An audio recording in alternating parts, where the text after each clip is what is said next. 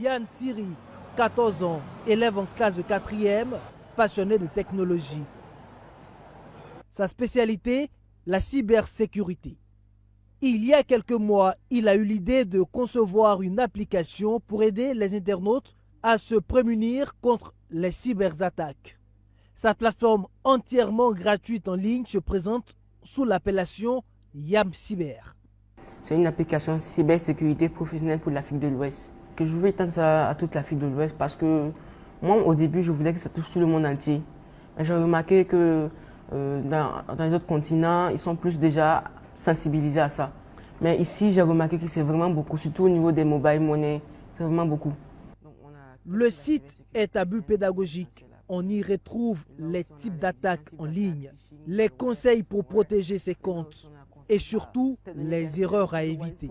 En première position, ne jamais donner la rançon parce qu'on va forcément trouver une solution à ça si vous contactez les services qui pourront vous aider.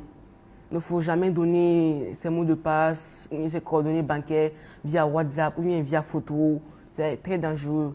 Donc là aussi, ne cliquez jamais sur les liens suspects dans les SMS. Ne cliquez jamais sur les liens suspects dans les SMS. C'est comme ce que je l'ai dit. J'ai dit avant, si moi je crée un faux lien et que je vous envoie, que ce soit via SMS, via WhatsApp, via Facebook, que si je vous envoie, forcément, vous allez, si vous cliquez, forcément j'aurai accès à votre téléphone ou à votre PC.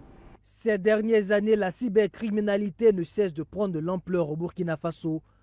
En 2024, la Brigade centrale de lutte contre le phénomène a recensé environ 4000 plaintes, déféré 63 dossiers en justice et estimé le préjudice financier à un peu plus d'1,8 milliard de francs CFA.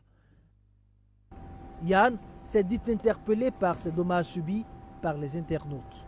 J'ai vu des personnes qui se sont fait arnaquer, en fait tellement mal. Puis je me suis dit que si j'ai les compétences pour mettre ça en place là, il faut que je mette ça en place forcément. Parce que il faut qu'on aide beaucoup les gens. J'ai vu tellement de personnes souffrir comme ça. Vraiment, ça m'a beaucoup marqué. C'est ça qui m'a poussé à faire ça.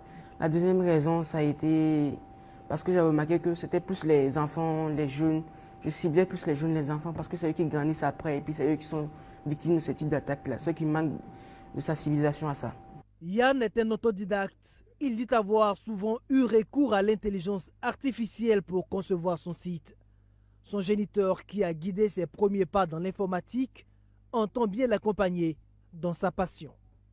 Moi, mon objectif, c'est qu'il faut qu'il arrive à poursuivre ses études.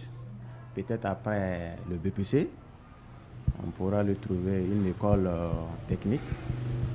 Voilà, parce qu'actuellement, il est en classe de 4e. Il va en classe de 4e. Donc, c'est après le BPC, on pourra voir.